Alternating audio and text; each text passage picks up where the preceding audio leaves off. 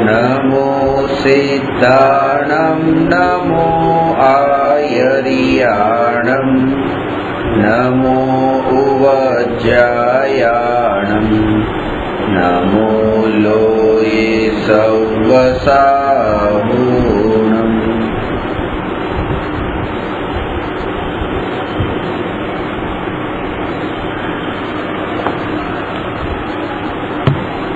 प्रश्न नंबर 262। શું સમસ્ત એકાંતવાદી દર્શનોનો સમૂહ અનેકાંતવાદી જૈન દર્શન છે? સ્પષ્ટ કરો। આના પર ગઈકાલે થોડી ચર્ચા થઈ। છેલ્લે ચર્ચા કરેલી કે જૈન દર્શન સમ્યક અનેકાંતવાદી દર્શન છે। તેથી મિથ્યા અનેકાંતથી જૈન દર્શનનું સ્વરૂપ તદ્દન જુદું છે। જેમ અનેક પ્રકારના ઝેર મળીને એક અમૃત બની શકતા નથી, તેમ અનેક પ્રકારના મિથ્યા એકાંતવાદી દર્શનો મળીને સમ્યક અનેકાંતવાદી દર્શન જૈન દર્શન બની શકતા નથી। જેમ શુદ્ધ ભાવ વિના ધર્મ થતો નથી, તેમ અનેકાંત સ્વરૂપી જૈન દર્શનમાં દ્રઢ શ્રદ્ધાન થયા વિના ધર્મ પ્રગટ થતો નથી। આટલી ચર્ચા આપણે ગઈકાલે કરેલી કે જૈન દર્શન અનેકાંતવાદી દર્શન છે, એટલે એક જ વસ્તુમાં જે અનેક પડખાઓ છે એ અનેક પડખાઓમાં તમે કઈ દ્રષ્ટિકોણથી એને જોવો છો એ ખાસ મહત્વનું છે।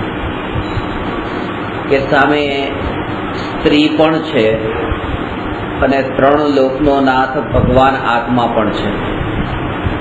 હવે ભગવાન આત્માને જોવા માટે સ્ત્રીના શરીરને ત્યાંથી દૂર કરવાની જરૂર નથી, અને સ્ત્રીને દેખવા માટે ભગવાન આત્માને ત્યાંથી દૂર કરવાની જરૂર નથી। બે માંથી કઈ પણ એક સાથે આપણે જોઈ શકતા નથી, એક ને બેને। એટલે કોઈ એક વસ્તુ એક સમયમાં આપણને દેખાશે, અને જે દેખાશે એ આપણી દ્રષ્ટિથી આપણને દેખાશે। કે કઈ દ્રષ્ટિથી આપણે એને દેખીએ છીએ, જે દ્રષ્ટિથી દેખશું એ દ્રષ્ટિથી આપણને દેખાશે। જો કોઈ સ્ત્રી અને એનો આત્મા, જો એ સ્ત્રી દેખાણી છે તો એમ સમજવું કે ચામડાની ચક્ષુથી જો હું જોઈશ તો મને સ્ત્રી દેખાશે, અને જ્ઞાન ચક્ષુથી જો હું જોઈશ તો મને ભગવાન આત્મા દેખાશે। હું કયા ચશ્મા પહેરીને ત્યાં સામેના રૂપને દેખું છું એ રૂપે મને એ દેખાવાનું છે। એટલે જેમ આ રીતે કે પીળિયો થયો છે તો આખું જગત એને પીળું પીળું દેખાય છે, એમ કે જેની દ્રષ્ટિ પર્યાય તરફ છે એને ત્રિકાળીનું સ્વરૂપ ખબર હોવા છતાં પણ, ત્રિકાળીનું સ્વરૂપ ખબર હોવા છતાં પણ એ નથી દેખાતું, એને પર્યાય જ દેખાય છે, જાણતો હોવા છતાં પણ। કારણ કે દ્રષ્ટિ નથી પલટાણી, હજુ વિચારો પલટાણા છે। જ્ઞાનમાં પલટો આવ્યો છે પણ દ્રષ્ટિમાં પલટો નથી આવ્યો। અત્યારે એ જાણી લીધું કે આત્મા અને શરીર જુદા છે। કોઈ પણ શરીર અને કોઈ પણ આત્મા પોતે સ્વતંત્ર છે, લક્ષણથી ભેદ છે। આ જાણતા હોવા છતાં પણ જ્યારે કોઈ નજરની સામે આવે છે તો આપણને તરત જ એમ લાગે કે આ બે ભાઈ આવ્યા, આ સ્ત્રી આવ્યા, આ બાળકો આવ્યા, એવું કેમ લાગે છે? કારણ કે જ્ઞાન હોવા છતાં દ્રષ્ટિમાં પરિવર્તન આવ્યું નથી, એટલા માટે એ પર્યાય દ્રષ્ટિ રૂપે જ આપણને જગત દેખાય છે। અને જ્ઞાન ચક્ષુથી જોતા એ ભગવાન આત્મા દેખાય છે। અને એનું ફળ પણ એ છે કે સામે આવેલી સ્ત્રીને સ્ત્રી રૂપે જોઈ તો એ દ્રષ્ટિનું ફળ એ છે કે તમે નિકટ કાળમાં સ્ત્રી થવાના છો। સામે આવેલી સ્ત્રીને ભગવાન તરીકે જોઈ તો એનું ફળ એ છે કે નિકટ કાળમાં ભગવાન થવાના છો। કારણ કે તમે જે દ્રષ્ટિએ તમે એને જોવો છો એનો અર્થ એ નથી કે સામે એ છે, એનો અર્થ એ છે કે તમારી દ્રષ્ટિ ભગવાન રૂપ છે કે તમારી દ્રષ્ટિ સ્ત્રી રૂપ છે. અને જેવી દ્રષ્ટિ હોય છે એવું પરિણમન પણ થાય છે. એટલે પર્યાય દ્રષ્ટિ છે તો પર્યાય રૂપ પરિણમન થાય છે. દેહ રૂપે જોવાની દ્રષ્ટિ છે તો હું દેહને જ પ્રાપ્ત કરવાનો છું. દેહથી જુદો આત્મા, દેહાતીત આત્મા જોવાની જો મારી દ્રષ્ટિ છે તો મને પણ દેહાતીત દશા જ પ્રગટ થવાની છે. અને આજ સુધી આવું થયું છે કે નિરંતર દેહ દ્રષ્ટિએ જગતને દેખ્યું છે, એટલા માટે આજ સુધી દેહ જ મળ્યો છે. અને દેહાતીત દ્રષ્ટિએ જો દેખું તો અશરીરી દેહાતીત એવી સિદ્ધ દશા પ્રગટ થાય. જેવી દ્રષ્ટિ એવું પરિણમન છે. એટલે અહીંયા બતાવે છે કે જૈન દર્શન અનેકાંતવાદી દર્શન છે. બધું સાચું છે, આ પણ સાચું છે, આ પણ સાચું છે. તો કે કોઈ પાપ કરે એને પણ સાચું માનવાનું, કોઈ પુણ્ય કરે એને પણ સાચું માનવાનું. આ તો પરસ્પર વિરોધી બે કાર્ય છે. એક અધોગતિનું કારણ છે, એક ઉર્ધ્વગતિનું કારણ છે. અને આવા બંને પ્રકારના જીવોને સાચા કેમ જાણી લેવા? કે સાચા જાણવાનો અર્થ એ છે કે એ પણ સાચા ને એ પણ સાચા. જે જીવની ભવિષ્યમાં અધોગતિ રૂપ હોનહાર થવાની છે એના માટે આ પાપનો પરિણામ પણ બરાબર છે. બરાબર છે. આ સમયે એ જીવને પાપનો પર્યાય પાપના પરિણામ જ હોય, કારણ કે એની આગામી પર્યાય એવા રૂપે છે. એમ જાણીને જ્ઞાની પોતાનામાં કશાયને પ્રવેશ કરવા દેતા નથી. સમાધાન થયું. એવી જ રીતે કે જેને હજુ દેવગતિના સુખ ભોગવવા છે તો એને વર્તમાનમાં શુભ ભાવ આવે, આવા પ્રકારના નિર્ણયના બળે પોતાને એના પરિણામમાં કોઈ ફેરફાર કરવાનો ભાવ આવતો નથી કે આ શુભમાં કેમ અટકેલો છે, કેમ આગળ જતો નથી. એ સ્વીકાર થયો. જ્યારે કોઈ પણ અવસ્થાનો સ્વીકાર કરી લઈએ છીએ ત્યારે અંતરમાં પોતાનામાં કશાય થતા અટકે છે. એટલે પાપીના પાપને પણ સ્વીકારો, પુણ્યશાળીના પુણ્યને પણ સ્વીકારો, અને ધર્મીના શુદ્ધોપયોગને પણ સ્વીકારો. જે રૂપે છે તેને તે રૂપે સ્વીકારવું, એનું નામ અનેકાંત સ્વરૂપ છે. એનો અર્થ એ થયો કે હું તમારા સ્વભાવની સમીપ જઈને મેં તમારો સ્વીકાર કર્યો.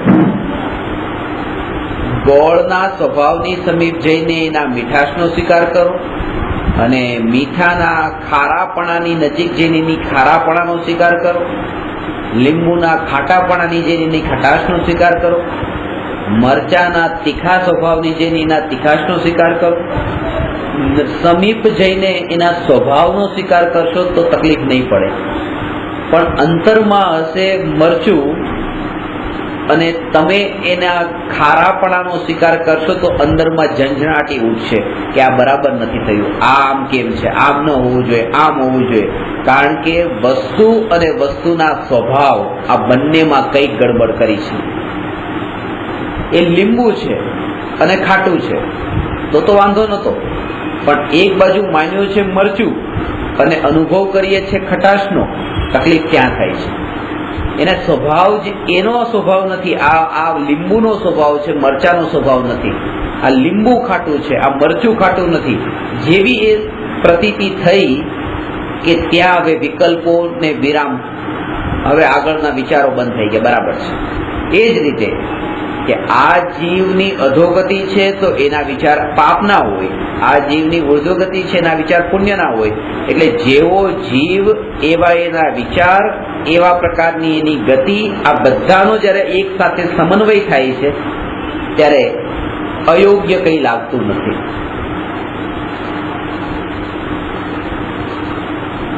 જો તમે આ કાળના સ્વભાવની સમીપ જઈને પણ આ જગતને દેખો તો પણ અત્યારે આ બહુ ખોટું થઈ રહ્યું છે, બહુ ખોટું થઈ રહ્યું છે કે એટલો અત્યાચાર, એટલો પાપ. અને સાધારણ વ્યક્તિની વાત તો દૂર, ગુરુપદે કે જે અહિંસા ઉપર પ્રવચન આપે એનું આખું જીવન હિંસામય છે, જે સત્ય ઉપર પ્રવચન આપે એના વાતમાં અસત્ય છે, જે અપરિગ્રહ ઉપર પ્રવચન આપે એના પાસે પરિગ્રહના ઢગલા છે.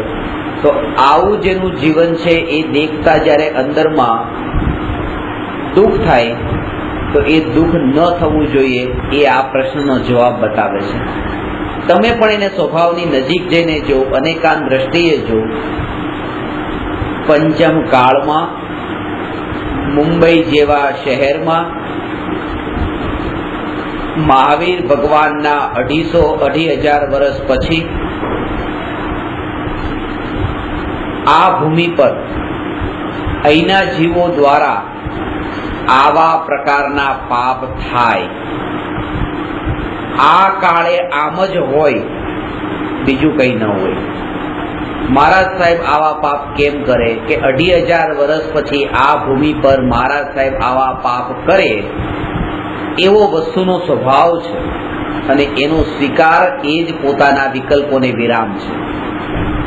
નહીં તો પોતે લગામ નથી રહેતી, કશાય ચાલુ રહે છે.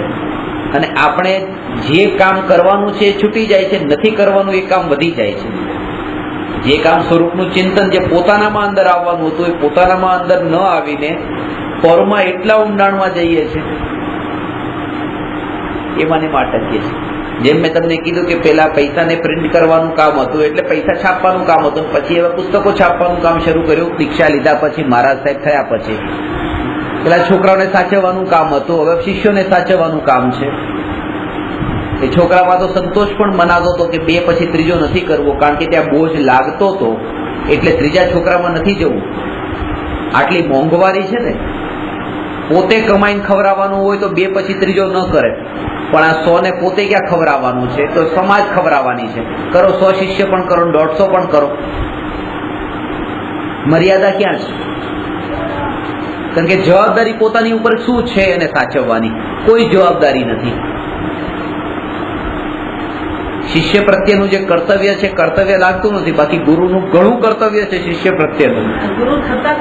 તો એટલે જ ના પાડે છે કે હવે ગુરુ નથી. એ પદ પર પોતે જવા માંગતા નથી જે સાચા ગુરુ છે. એ વાત અલગ છે કે શિષ્યને એ જ્ઞાન પ્રાપ્ત થાય, એટલા માટે તે ટીચરની ગુરુની પણ વ્યાખ્યા એ આપી છે. ગુરુ એ નથી જે બીજાને શીખવાડે છે, ગુરુ એ છે જેના થકી બીજા શીખે છે. પેલામાં કર્તાપણું લઈને બેઠા છે કે હું ગુરુ, હું તમને શીખવાડું છું, ચાલો આજે હું તમને આ પ્રશ્નનો જવાબ શીખવાડીશ. એમ નહીં. હવે 5 જણાને હું શીખવાડું છું, 5 જણાનો હું ગુરુ છું એમ નહીં. પણ આજના સ્વાધ્યાયથી જે 2 જણા આ વાતને સમજી ગયા, બસ એનો હું ગુરુ. અને 3 જે નહીં સમજાય એનો ગુરુ નહીં, કારણ કે જેના થકી બીજો સમજે એ ગુરુ છે, અને જે સમજતો જ નથી એના માટે તો સામા વાળો પછી ગુરુ જ નથી. બહુ ઊંચું કર્તવ્ય છે. એટલે એનો સ્વીકાર ત્યારે થાય કે આ કાળમાં આમ જ હોય.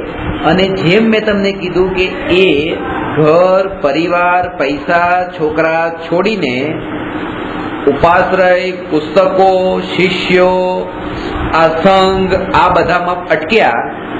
એ જ કંઈક હું તો એવું નથી કરતો ને કે હવે મેં દુકાન બંધ કરી, ઓફિસ બંધ કરી, સગાવાલાના સાથે વ્યવહાર કરવાનું બંધ કર્યું અને હવે હું મહારાજ સાહેબે આમ કર્યું, મહારાજ સાહેબે આમ કર્યું, સમાજમાં આમ થઈ રહ્યું છે, આ વિચાર મને સતાવતા નથી ને.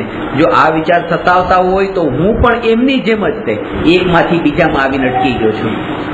મારે જવાનું હતું અંદર, કારણ કે મારી પાસે સમય એટલો હતો નહીં આ બધા બહારમાં અટકવાનો. એટલા માટે અંતરમાં જેને જવું છે એ આ બંનેમાંથી બહાર નીકળી જાય છે. હવે કે છે સમ્યક દ્રષ્ટિ જ્ઞાનીનું તલવારથી ગળું કાપી નાખવામાં આવે તો પણ તેમની શ્રદ્ધા વિતરાગી દેવ, ગુરુ, ધર્મ સિવાય રાગના પોષક સાધનોમાં સમર્પિત થતી નથી.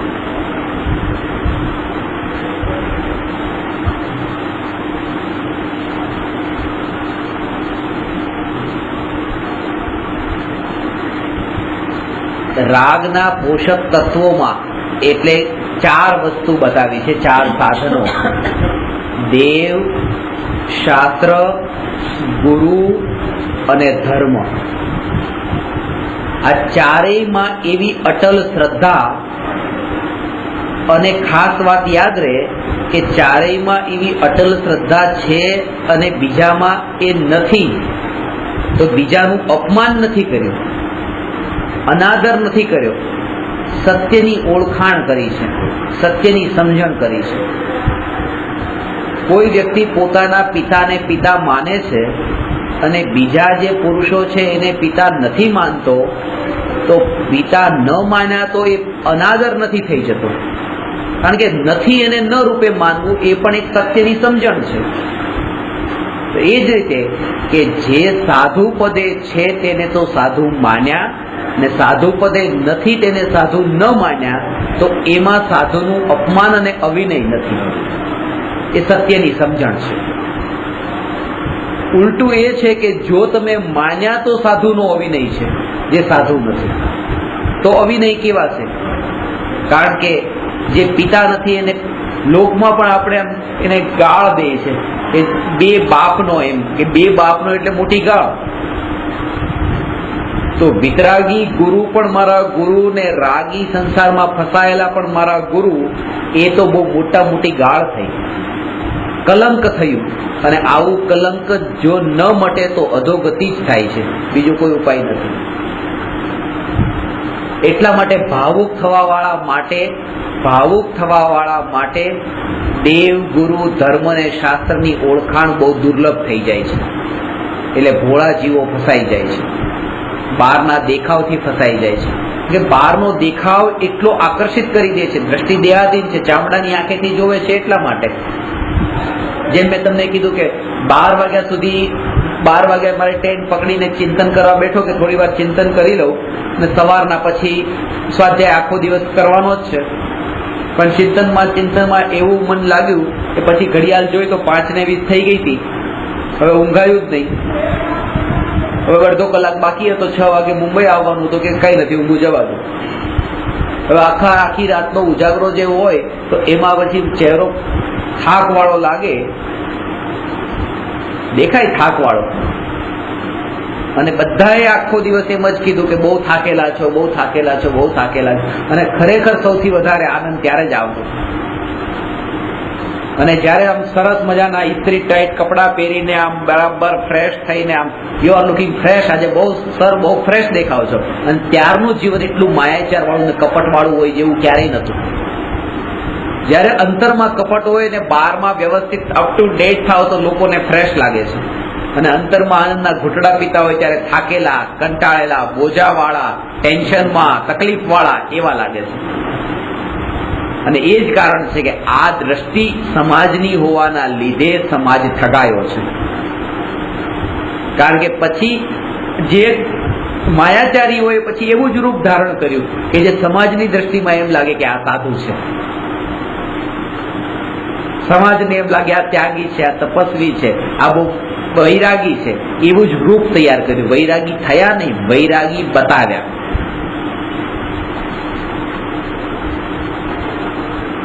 જે ધ્યેય હોવું જોઈએ સાધુનું, પહેલું જ એ ગ્રહસ્થ માટે પહેલું ધ્યેય સમ્યક દર્શન. જો કોઈ પૂછે કે તમે સાધર્મી છો તો સાધર્મીનું સામે શું દેખાય? સાધર્મીને સામે દેખાય સમ્યક દર્શન. સાધર્મીનું જીવન આખું વણાઈ ગયેલું હોય સમ્યક દર્શનમાં જ. પણ પંચમ કાળમાં 2500 વર્ષ પછી સાધર્મી કહેવાતા જીવોનું જીવન સમ્યક દર્શનમાં નહીં વણાયેલું હોય, પણ મિથ્યા પ્રદર્શનમાં વણાઈ ગયેલું હશે. પૂરેપૂરો બહારનો દેખાવ અલગ હશે. એટલે ફસાવું નહીં. અને એ જ રીતે એ જ કારણ છે કે જયારે તમારી સામે પછી એવી રીતે સારા કપડા પહેરેલો પણ કોઈ આવે છે તો તમે એને પછી પાપી પણ જોઈ લો છો. કે જે આમ વ્યવસ્થિત કપડા પહેર્યા, વ્યવસ્થિત સૂટ બૂટ ટાઈ પહેરેલી, તમે સીધો પહેલી નજર તમારી આંગળી ચીંધી દીધી તમે એની, જે મારા સગી ચિંતા હોય છે, આંગળી ચીંધી દે બસ, આ સીધો જવાનો, નરકમાં જ જવાનો છે. જોતો ખરા એ જોતા જ તે બસ એ નરકમાં જવાનો છે. આ બહારનું ખાલી આ કપડા જ જોયા છે ત્યાં જ આંગળી સીધી એ નરકમાં જવાનો છે. પોતાને આ દશામાં સાધુ માન્યા છે એટલા માટે એને એ દશામાં પાપી માન્યો છે. પણ જેણે માન્યું કે આ કપડામાં ત્યાગ નથી તો એ પણ માને કે આવા કપડા તે ભોગ નથી. અંતરની પરિણતિ જે પરથી છૂટી પડી ગઈ અને સ્વભાવમાં એવી સ્થિર થઈ કે પરની વિસ્મૃતિ છે સહજ, એનું નામ ત્યાગ છે. અને જેટલી પરની સ્મૃતિ છે એટલો જ ભોગ છે. જેટલી સ્મૃતિ છે એટલો ભોગ છે. એટલે આ ક્ષણિક વસ્તુને છોડી દેવાનું નામ ત્યાગ નથી.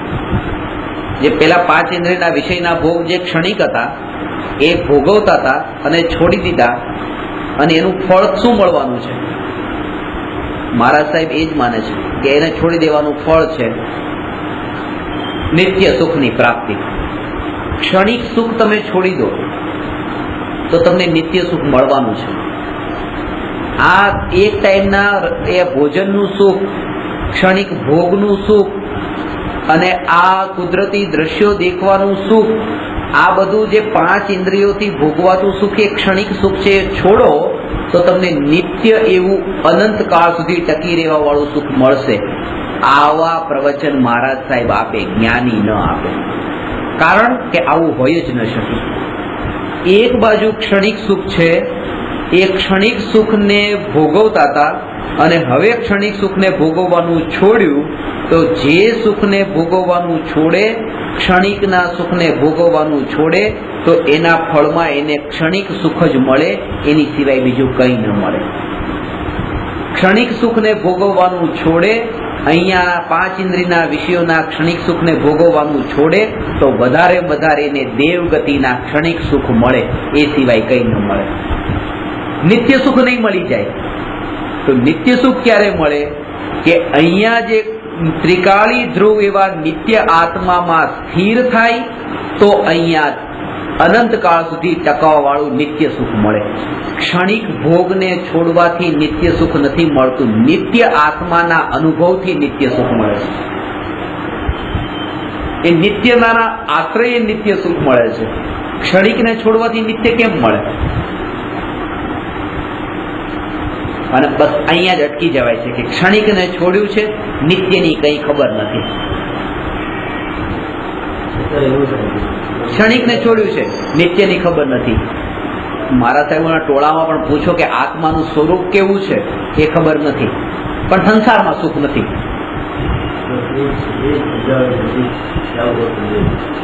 સંસારમાં સુખ નથી.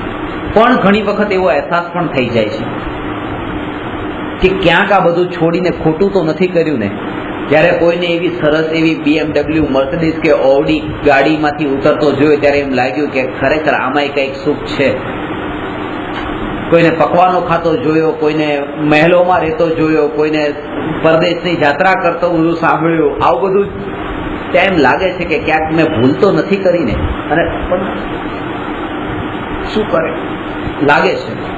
પણ જ્યારે એ જ ઓવડીમાંથી ઉતરવા વાળો જ્યારે મહારાજ સાહેબને પગે લાગે છે ત્યારે પાછું એમ લાગે ના ના ના ના મેં ભૂલ નથી કરી, બરાબર જ કર્યું છે. કારણ કે એને શ્રદ્ધા દ્રઢ કરાવે છે. કારણ કે આ જ્યારે મારા પગે પડ્યો ત્યારે એ કંઈક ને કંઈક દુઃખી હશે એટલે પડ્યો, એટલે મેં કર્યું એ બધું બરાબર કર્યું છે. એટલા માટે મહારાજ સાહેબોની પાસે લોકોના ટોળા જવા જરૂરી છે, જેથી કરીને એમને અંદરમાં એ બન્યું રહે કે હું બરાબર છું. નહીં તો જો એકલા પડી જાય તો અંદરમાં શ્રદ્ધા દ્રઢ થઈ જાય કે ખોટું જ કર્યું છે, ખોટું જ કર્યું છે મેં છોડીને. આ ગ્રહસ્થો જઈને એ શ્રદ્ધા દ્રઢ કરાવરાવે છે કે મહારાજ સાહેબ તમે જે કર્યું બરાબર કર્યું છે, બરાબર કર્યું છે. કારણ કે આમાં સુખ નથી. એ એલર્ટ કરાવે છે. તમે પાછું પગલું નહીં માંડતા, વધો આગળ. કારણ કે અમે બરાબર, તમે અહીંયા આપના પર ચરણોમાં આવ્યા છે, અમે બહુ દુઃખી છીએ, તમે સુખી છો. પણ ક્યારેય એ ગ્રહસ્થ એટલું દુઃખી નથી હોતો જેટલું દુઃખ ત્યાં હોય છે.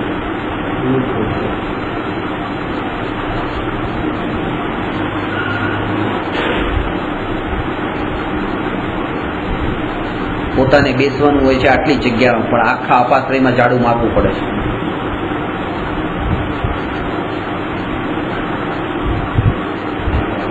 ઘરમાં રહે છે, વાત અલગ છે. પેલું ઝાડુથી તમે ઝાડુ મારો, સાવરણીથી ઝાડુ મારો, તમે પછી આ ચાલો તે ઝાડુ એટલે સાફ કરો, વાત એક જ છે, કોઈ ફરક નથી. વૃત્તિ એ છે કે બધું સાફ રાખવું છે. શું કામ પેસ્ટ કંટ્રોલ શું કામ કરાવો છો? કે જીવ જંતુ વધારે ન થઈ જાય, વધારે જીવ ન થાય. ભલે મારીને પણ વધારે ન થાય, એ જ ભાવ છે ને. અહીંયા ભાવ શું હતો કે મારીને પણ વધારે ન થાય, મરવાના ખરા, વધારે નહીં થાય. મર્યાદા ન રહી.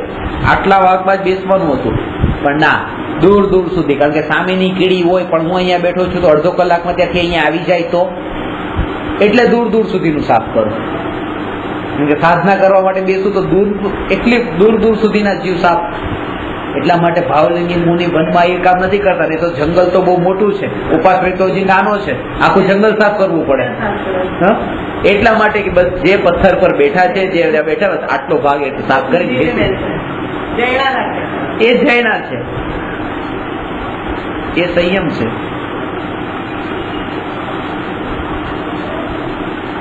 અયોગ્ય કઈ ન લાગે, બધું જ યોગ્ય છે એમ લાગે. અને એક વાત ખાસ, દ્રષ્ટિ છે એ ક્ષણિકમાં ન રહી જાય, કે દ્રષ્ટિ ક્ષણિકમાં રહી ગઈ. પેલા ક્ષણિકના ભોગ ઉપર દ્રષ્ટિ હતી, અને હવે ક્ષણિક છોડી દીધું છે એના ઉપર દ્રષ્ટિ છે. નિત્ય ઉપર આવ્યા જ નથી, નિત્યની ખબર જ નથી.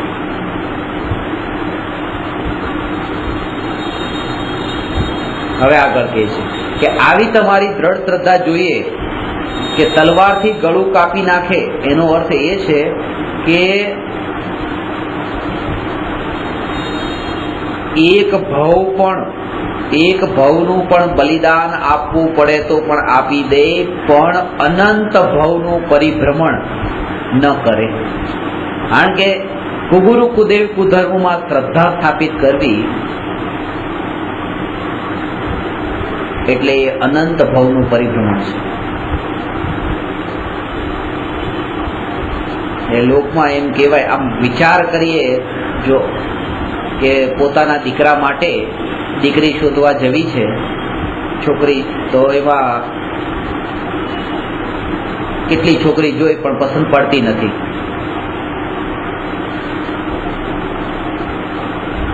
વિચાર આવે છે, છોકરીનો સ્વભાવ જોયા કે ના ના ના આ બરાબર નથી, આ બરાબર નથી. 100 છોકરી જોઈ પણ 100 માંથી એકેય પસંદ નહીં આવે. જે કરી લો ને, હવે જે મળે કરી લો. 101 ની વયે નહીં જોતા કેવી છે, ઘણું જોઈ લીધું. ના, 101 ની પસંદ નહીં કરે. કે જો કોઈ જેવી તેવી ગમે એવી ભટકાઈ ગઈ તો મારા દીકરાની આખી જિંદગી બરબાદ કરી નાખશે. એક જિંદગી બરબાદ થવાનો ભય છે જો એવી કોઈ અયોગ્ય આવી ગઈ. અહીંયા એમ નથી લાગતું કે કોઈ અયોગ્ય ગુરુના ચરણોમાં માથું ઝુકાઈ ગયું તો એક જિંદગી નહીં, અનંત જિંદગી બરબાદ થશે, જે આગામી ભવ. કારણ કે એવું મગજમાં ઠાસીને ઘુસાવી દેશે કે જેથી કરીને એ ભવમાં સંસ્કાર બની જશે, બહાર નીકળવાનો કોઈ રસ્તો જ નહીં દેખાય.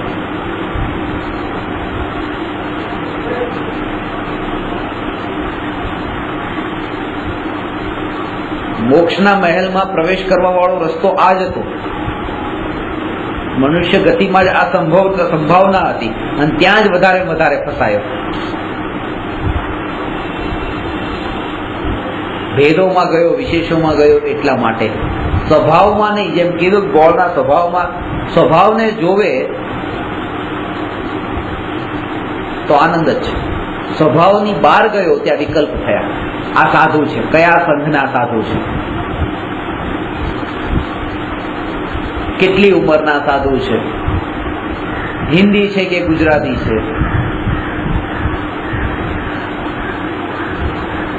ઘણા બધા વિશેષોમાં ગયો ત્યાં વિકલ્પોમાં ફસાઈ ગયો. ત્યાં સાધુની ભક્તિનો જે આનંદ આવવો જોઈએ એ પણ નહીં આવે, કારણ કે વિશેષોમાં. એટલા માટે કોઈ સાધુને નમસ્કાર નથી કર્યા, કોઈ મંત્રમાં સાધુને નમસ્કાર નથી, નમોકાર મંત્રમાં સાધુને નમસ્કાર નથી કર્યા, આચાર્ય ઉપાધ્યાય સાધુને નમસ્કાર નથી કર્યા, અરિહંત અને સિદ્ધને નમસ્કાર નથી કર્યા. પદને નમસ્કાર કર્યા છે. એ પદને નમસ્કાર છે.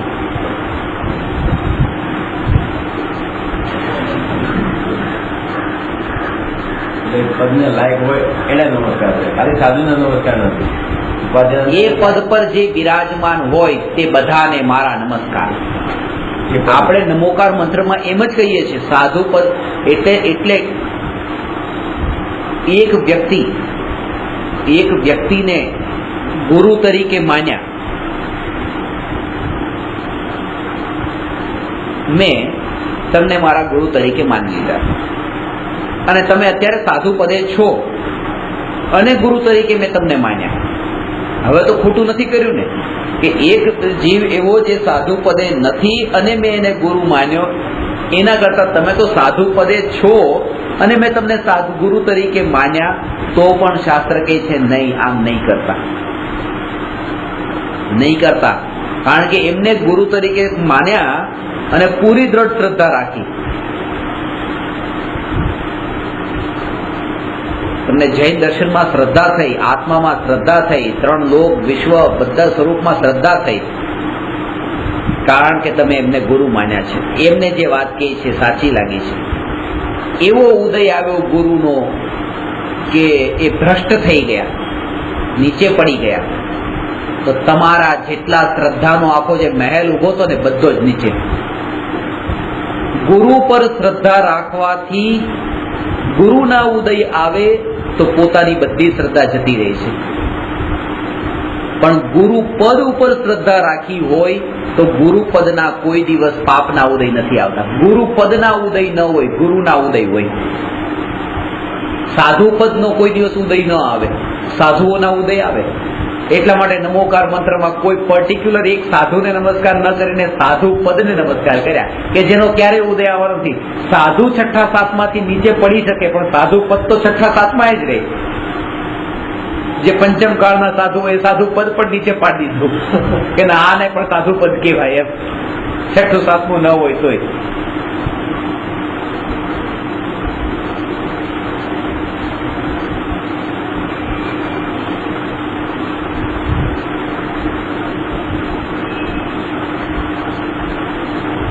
એટલે જે એમ માનતા હોય કે અમે 6ઠા 7મા વાળા સાધુ છીએ, મારા 6ઠા 7મા વાળા સાધુ છે. શિષ્યો પણ બધા 6ઠા 7મા વાળા સાધુની જય, 7મા ગુણસ્થાન વાળા સાધુની જય. હું બેસી જાઉં સાથે, બરાબર. 7મા ગુણસ્થાન વાળા સાધુની જય. તો ખોટી વાત ક્યાં છે? 7મા ગુણસ્થાન વાળા સાધુની જય એ જ હોય ને. જય કેમ ન હોય? જય હોય. કોને 7મા વાળા માનો છો એ અમારે નથી જોવું. 7મા વાળા સાધુની જય.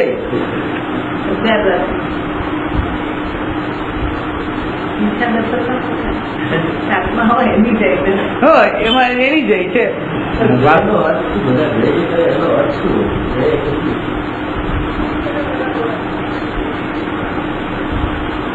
જયનો અર્થ છે તપ. આપી દેજો. સાચી વાત છે. જયવંત. અને જયવંત એટલે શું?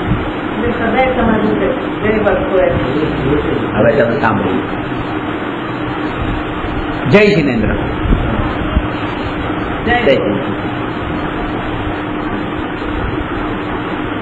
બે પક્ષમાં જ્યારે લડાઈ થાય ત્યારે એકનો પરાજય થાય ને એકનો જય થાય. પરાજયનો મતલબ ન રહેવું અને જયનો મતલબ રહેવું, ટકીને રહેવું. અવ્વલ ભલે પૃથ્વીનો લોપ થાય 21મી ડિસેમ્બરે 2012 આ જગતનો લોપ થાય, પણ જિનેન્દ્ર ભગવાનનું અસ્તિત્વ તો હંમેશા રે ને રે. જય જિનેન્દ્ર. એ જય એટલે ટકીને રહેવું.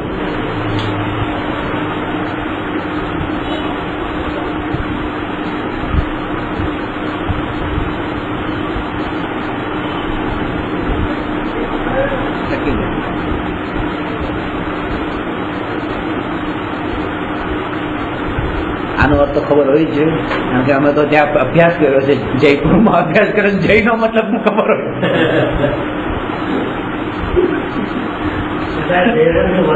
જયવંત વર્તો એટલે હંમેશા એમનું શાસન અહીંયા રહે એવી આપણે ભાવના ભાવીએ છીએ. જેમ આપણે એમ કહીએ ને દીકરા માટે આપણે એ ભાષા વાપરીએ, બેટા જાઓ જીતે રહો. એ જીતે રહો ત્યાં અહીંયા તો ઊંચું પદ છે એટલે ત્યાં આપણે જયવંત વર્તો એમ એ ભાવના ભાવીએ છીએ. અહીંયા આશીર્વાદનો ભાવ છે, ત્યાં વિનયનો ભાવ છે, પૂજા ભક્તિનો ભાવ છે.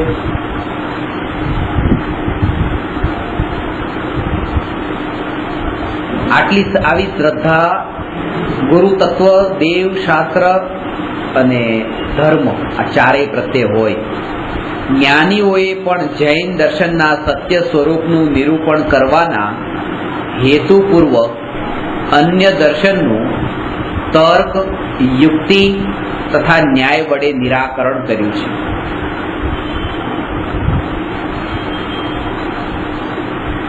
જયારે આપણે એમ કહેતા હોય ને કે ખોટા ને ખોટા નહીં કહો,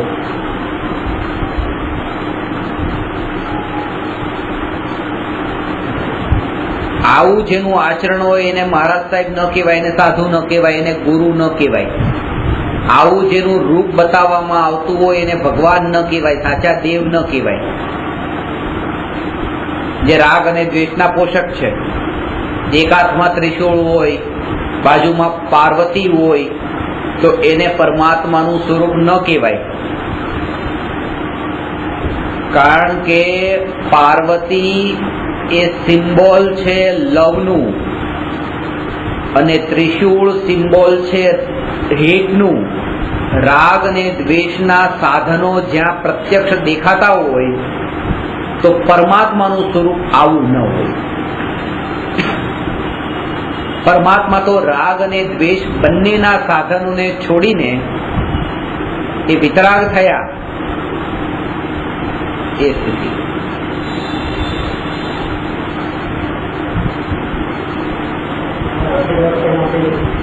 એ જ છે કે ભગવાનની પ્રતિમા આશીર્વાદ વાળી નથી હોતી. જિનેન્દ્ર ભગવાનની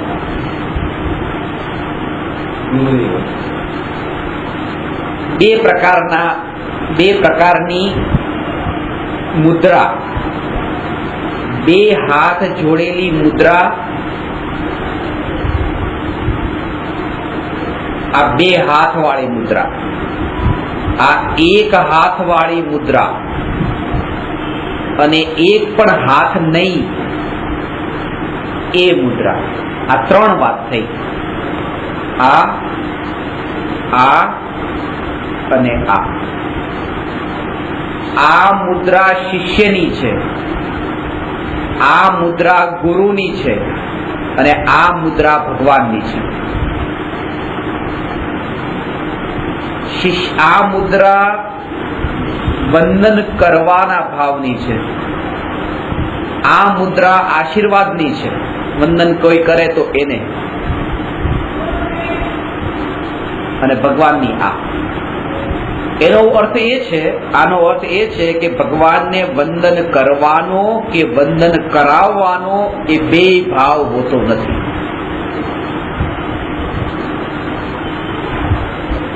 એટલા માટે ભગવાન એવો વિનય નથી કરતો. ભલે આત્મસિદ્ધિમાં લખ્યો અર્થ તો અલગ છે કે જે સદગુરુ ઉપદેશથી પામ્યો કેવળ જ્ઞાન, ગુરુ રહ્યા છદમસ્ત પણ વિનય કરે ભગવાન.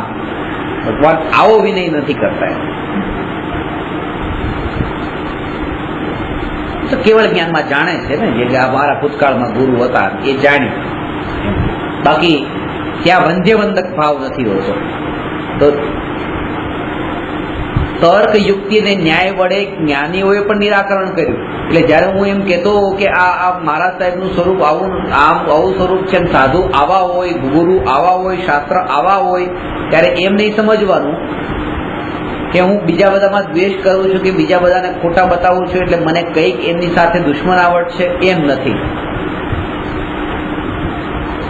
કરુણા બુદ્ધિથી જ્ઞાની એ વાતનો ભેદ કરીને સમજાવે છે કે અત્યારે તમે જે કંઈ કરો છો આ તમે એ કરો છો જે તમને જન્મથી મળ્યું છે, જેમાં તમે વિચાર તમારો નાખ્યો નથી, તમે કોઈ બુદ્ધિનો પ્રયોગ નથી કર્યો. એમાં બાપ દાદાએ તમને જે શીખાડ્યું એ તમે કર્યું છે.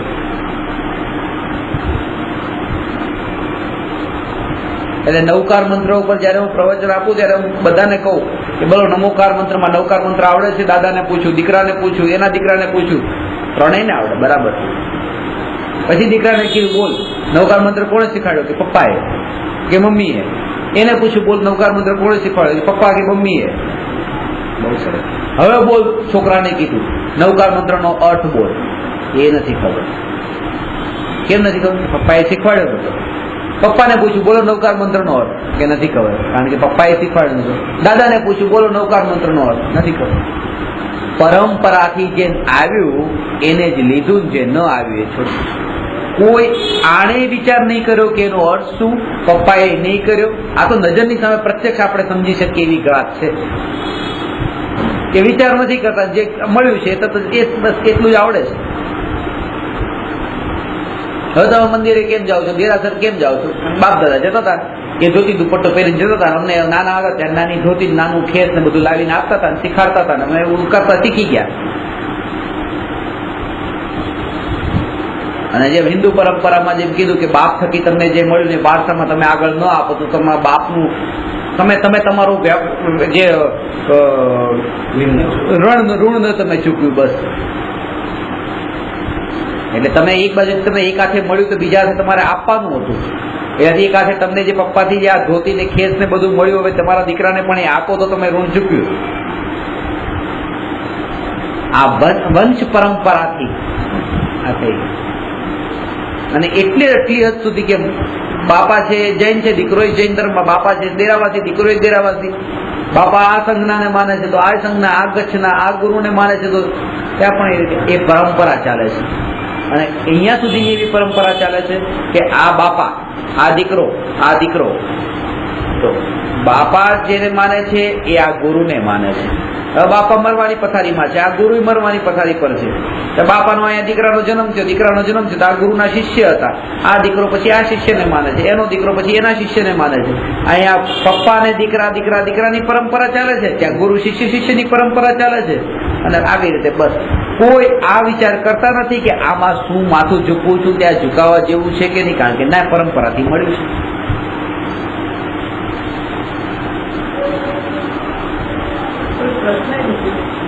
પૂછતું કોઈને જાણવું નથી ને, કોને પડી છે. નાની ઉંમર હોય કે અત્યારે આ શીખવાની સમજવાની ઉંમર નથી, અત્યારે સમજવાની ઉંમર નથી, અત્યારે તો અમારે સમજવાની ઉંમર. થોડા સંસ્કાર નાખ્યા હોય નાનપણથી તે એની ઉંમર નથી, એની ઉંમર નથી.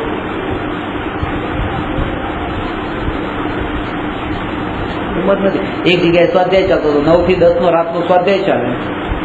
10 મિનિટ સ્વાધ્યાય પૂરો થયો ત્યાં ફોન આવ્યો, તમારા દીકરાને લઈ જાઓ કે અહીંયા બિલ્ડિંગ આગળ પડ્યો દારૂ પીને. કે સાહેબ કે આજે આપણે બંધ રાખવું પડશે હવે, કે કોઈ નથી લેવા જાય તો કોઈ કોણ જાય. બહુ પૈસો છે. લાગતું જ નથી કે આ સંસ્કારે એમને લાગે છે કે ના અમારે આ કરવાની ઉંમર આવી ગઈ છે. એ તો છોકરો છે ને,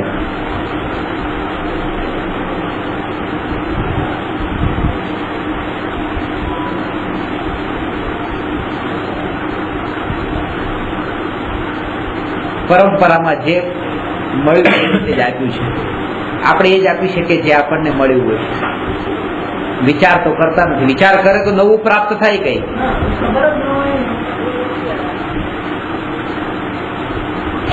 બીજા કેટલા એવા પણ ભાવ આવે, પરંપરા બદલાઈ જશે તો,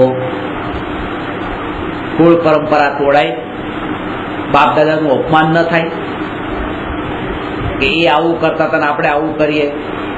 ઊંધો માર્ગ, અલગ માર્ગ, પોતાનો જુદો માર્ગ શરૂ કર્યો જે પેઢીઓથી ચાલતો આવતો હતો. તો આવું શા માટે, આવું કરવું શા માટે?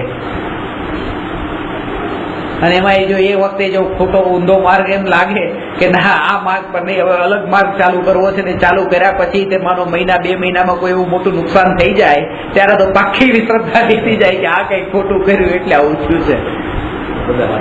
હા, કે જો તમે આવું કેમ બંધ કરાવરાયું, પરંપરા ચાલતી હતી તો ચાલવા દેવી હતી ને, શું તમને ફરક પડતો હતો?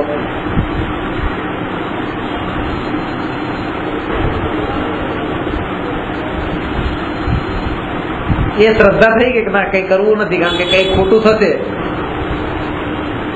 બધું એના ઉપર આવશે. બાપ દાદા જેવું કરતા હતા એનાથી અલગ ન કરાય, પણ એમાં ન કરાય જેમાં આપણને ફરક નથી પડતો. બાકી ફરક પડતો હોય, જેની મહિમા હોય, એમાં તો બધો ફેરફાર કરાય. એટલે મેં આત્મસિદ્ધિ અનુશીલનમાં લખ્યું છે કે બાપ દાદા જે છે એ પેલી ધોતી પહેરતા હતા, તો તમે ધોતી કેમ નથી પહેરતા? એ ટોપી પહેરતા હતા, તમે ટોપી કેમ નથી પહેરતા? તમે જીન્સ ને ટી શર્ટ ઉપર કેમ આવી ગયા? બાપ દાદાની પરંપરા તોડીને એ ચાલે. જ્યાં મજા લેવી છે ત્યાં પરંપરા યાદ નથી આવતી, અને ધર્મ આવે ત્યારે તરત જ પરંપરા યાદ આવી જાય. તો બાપ દાદા બળદ ગાડીમાં જતા, ઘોડા ગાડીમાં જતા, તમે આ મોટર ગાડીમાં કેમ જાઓ?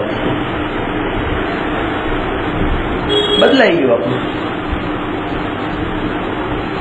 એટલે બાપ પેલા ધોતી પહેરતા ને, બાપ દાદા એ ધોતી પહેરતા, ધોતી હેઠે ચડ્ડો પહેરે. હવે કે નીચેની પેઢીમાં ધોતી નીકળી ગઈ, એકલો ચડ્ડો રહી ગયો, બધા બરમુડો પહેરીને હાફ પેન્ટ પહેરીને ફરતા હોય. એ બહાર પહેરે.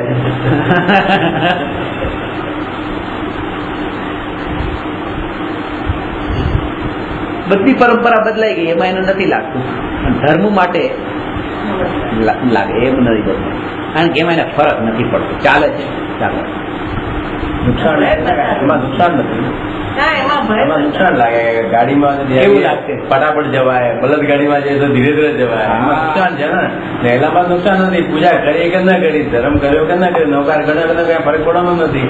એમાં આચરણમાં પ્રત્યક્ષ દેખાતું નથી. સાચી વાત, બિલકુલ સાચી વાત. પેલું પ્રત્યક્ષ દેખાઈ જાય છે એટલે તરત પાછો વળી જાય છે. અનંતાનુબંધી કસાયનો અભાવ હોવાથી જ્ઞાની અન્ય મત પર અનંતાનુબંધી ક્રોધાદી જ્ઞાનીને અન્ય મત પર અનંતાનુબંધી ક્રોધાદી ભાવ થતા નથી. જ્ઞાનીનું જીવન સંતુલિત હોય છે, બેલેન્સ. અજ્ઞાનીનું બેલેન્સ નથી હોતું. એને એમ કીધું ને કે ના તમારા દીકરામાં સારા પછી સંસ્કાર આપવા માટે જશે, એવા સંસ્કાર આપવાની વાત કરશે કે પછી ઝઘડા કરીને આવશે. એટલે મર્યાદા નહીં રહે. પછી કે હવે ગુરુએ કીધું છે દીકરામાં ધર્મના સંસ્કાર નાખો, તો નાખો નાખો નાખો, એને સારો બનાવો, સારો બનાવો. કસાય ત્યારે પછી પૂરેપૂરું એનું જ ધ્યાન રાખવા માટે છે, પછી પોતાનું ધ્યાન નહીં રહે કે પોતે. એક ડોક્ટર છે, ભાઈ કીધું મારો દીકરો સિગરેટ પીવે છે, હું મારી સામે નથી પીતો. તમે જયારે પ્રવચન આપતા હો ને ત્યારે તમારી સામે બેઠો હોય ને ત્યારે તમે એને કહી દેવું આમ ઇનડાયરેક્ટલી, એને એમ લાગવું ન જોઈએ કે મેં તમને કીધું છે. તો મારી સામે નથી પીતો, બાથરૂમમાં જઈને પી લે. એવી રીતે આટલું રિસ્પેક્ટ કરે છે. સારા મારા સામે તો નથી પીતો, મારી સામે તો નથી પીતો. ઠીક છે, આવશે ત્યારે કહેશું કે રીતે. હવે વાત નીકળી એટલે બીડીની સિગરેટની બધી વાત નીકળી કે પેલા તો ભાઈ એમ હતું કે તમાકુ ને બીડી લગતા હતા કે પીને से તમાકુ ખાने से कैंसर हो सकता है. હવે એવું નથી લખતા. હવે તેમ લખે છે કે બીડી પીને તમાકુ ખાने से कैंसर होता है.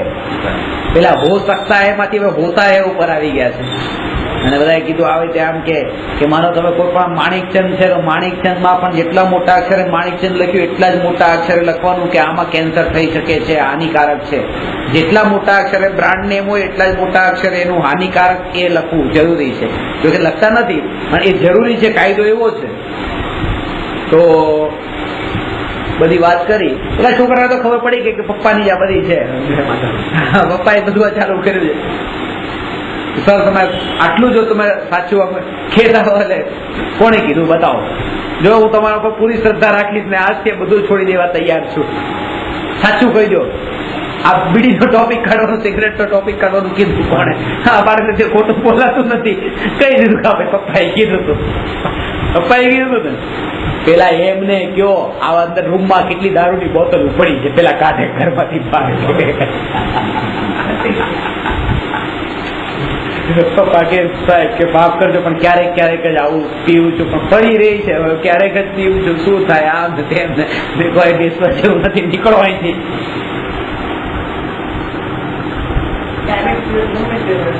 અરે વસ્તુ તે તો દીકરાની સામે માન શું રહ્યું? તરત પેલા સામે કહી દીધું કે તમે કે મારે બીડી ની ક્યાં કરો, સિગરેટ ની, તમે દારૂ ની બોતલો પેલા અંદર જોવું ને કે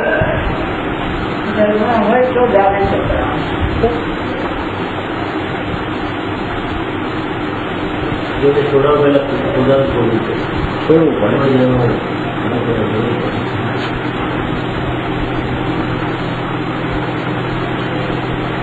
હવે છે 263મો પ્રશ્ન છે. હવે છે અત્યારે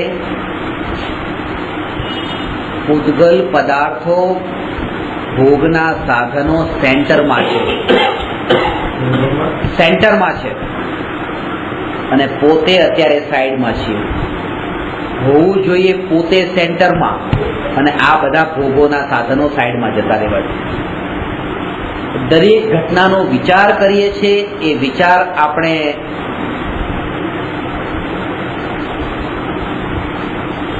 માપીએ છીએ, એ બધું ભૌતિક સાધનોથી જ માપીએ છીએ.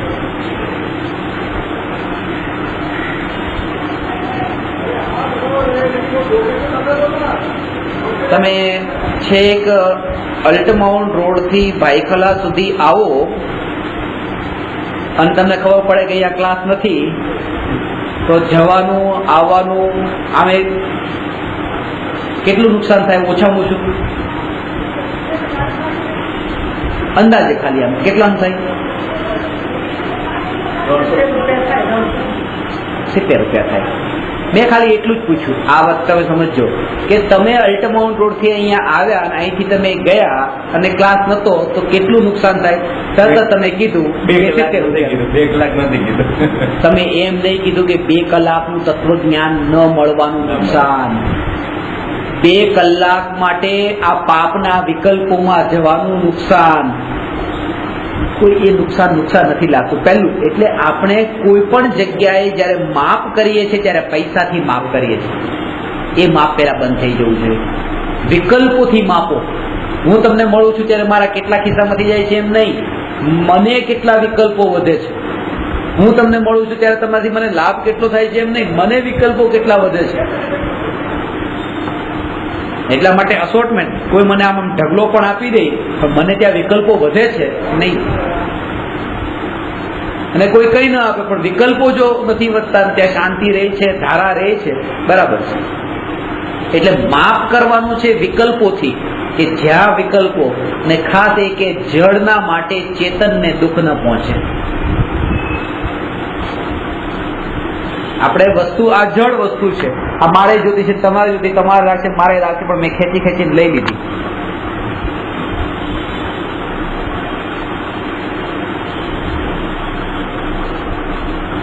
અને તમને દુઃખ પહોંચ્યું, એ જળ માટે મેં ચેતનને દુઃખ પહોંચાડ્યું. અને જેટલા પણ ચેતનને દુઃખ પહોંચાડીએ છીએ જળ માટે જ પહોંચે છે. જળને મહત્તા વધારે આપી દીધી ચેતન કરતા. ચેતનનું જે થવું હોય તે થાય, જળને કઈ ન થવું જોઈએ.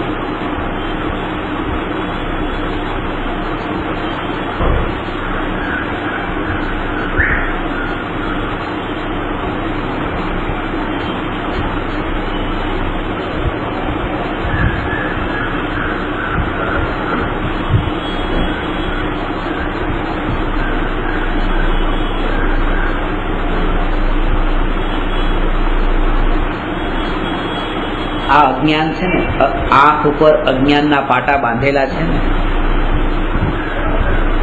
એટલા માટે એ ખબર નથી પડતી કે કોનું કેટલું મૂલ્ય છે. માપ સીધું જ તે, બસ દરેક વસ્તુમાં એમણે દાન આપ્યું.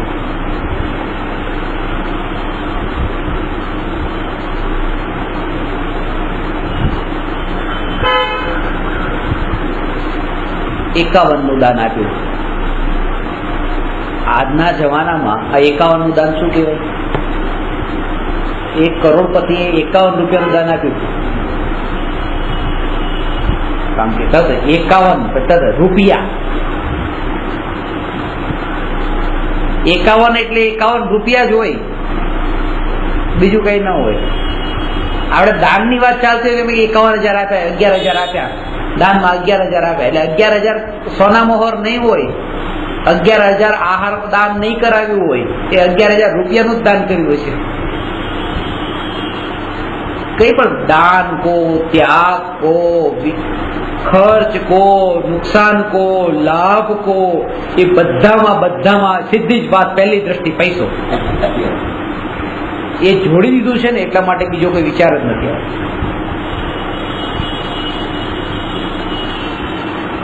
અને આવા જીવને સમ્યક દર્શન બહુ દૂર છે, બહુ દૂર છે.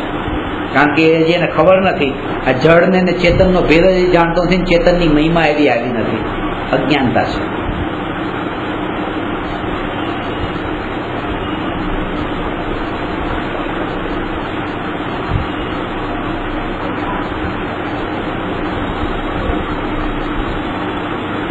એક શબ્દનો અર્થ આત્મા, પરમાત્મા, એ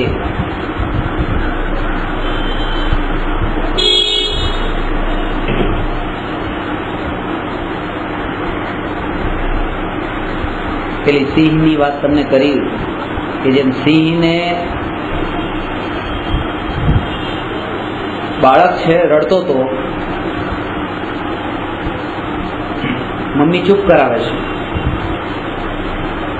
ચૂપ થતો નથી. ચૂપ થઈ જા, ચૂપ થઈ જા, ચૂપ થઈ જા, ચૂપ થઈ જા, ચૂપ જ નથી થતો.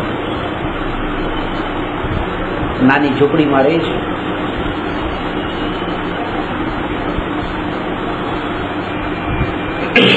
પછી ડરાવે છે, ધમકાવે છે, ચૂપ થઈ જા નહીં તો પોલીસ વાળાને બોલાવી છે. તો એ નથી થતું. ચૂપ થઈ જાય તો બાવાને બોલ્યું, બાવા પકડી જશે. હમણાં જો બાવાને બોલો, બાવા બાવા અહીંયા આવી તો એ ચૂપ નથી થતું. આ બધો એ મા અને દીકરા વચ્ચે બધું ચાલતું હતું. ત્યાં એક ભૂખ્યો સિંહ ત્યાં આવ્યો શિકારની શોધમાં, બહુ ભૂખ્યો હતો, એમ કે કોઈ મળે તો ખાઈ જાઓ. આ અવાજ સાંભળ્યો એટલે ખબર પડી, ઝૂંપડીની બહાર આમ છુપી રીતે ઉભો રહી ગયો. ત્યાં વાત ચાલતી સાંભળતો હતો. પછી માએ કીધું કે બાવા આવીને પકડી જશે તોય બંધ ન થાય. સિંહને એમ થાય કે આ છોકરો છે બહુ આમ બહાદુર છે, કોઈ બીક લાગતી નથી એને.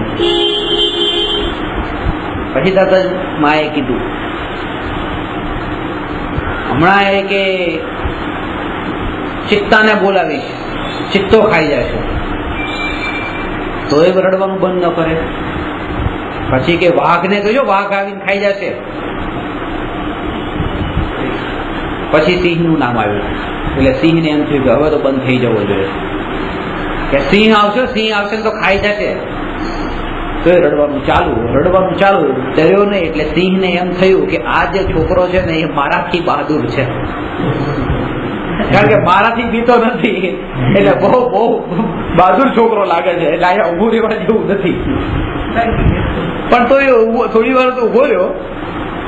સિંહની કે બીક લાગતી નથી. પછી મમ્મીએ કીધું, લે કે આ જો આંસુ છે, લે આ તૂટી ફૂટી. અને છોકરો બંધ થઈ ગયો. એટલે સિંહને એમ થયું કે અંદર કોઈ તૂટી ફૂટી નામનું પ્રાણી છે જે મારાથી ખતરનાક છે, કે લે આ તૂટી ફૂટી. એટલે કે આયા ઉભું રહેવા જેવું નથી, કારણ કે સિંહ થી ખતરનાક તૂટી ફૂટી છે અંદર. એક ચિંતામાં પણ હવે કે જવું તો જવું કેવી રીતે, કે તૂટી ફૂટી જોઈ લેશે તો મારું અહીં બનશે. પછી એ જ વખતે કોઈ વ્યક્તિ એની ઝૂંપડીમાં ગાય બાંધી લીધી ને, ગાયને ચોરવા માટે આવેલો ચોર. તો એને એમ થયું કે આ સિંહ જે બેઠો તો સિંહ દેખાણો નહીં. તો એમ લાગ્યું કે આજ ગાય બેઠી છે, અને તરત જ એ ગાય ઉપર બેસી ગયો. ચલ એમ કરતા. એટલે સિંહને એમ થયું કે મારા ઉપર જે આવીને બેઠું છે તૂટી ફૂટી બેઠી ગઈ છે, હવે તો મરી ગયા છે, આ તો બહુ ખતરનાક પ્રાણી તૂટી ફૂટી ઉપર આવી ગઈ. સિંહ તો ભાગ્યો, અને આ તે ચોર એમ સમજી કે ગાય ચલો ભાગી, આપણે ચોરી થઈ ગયા છે.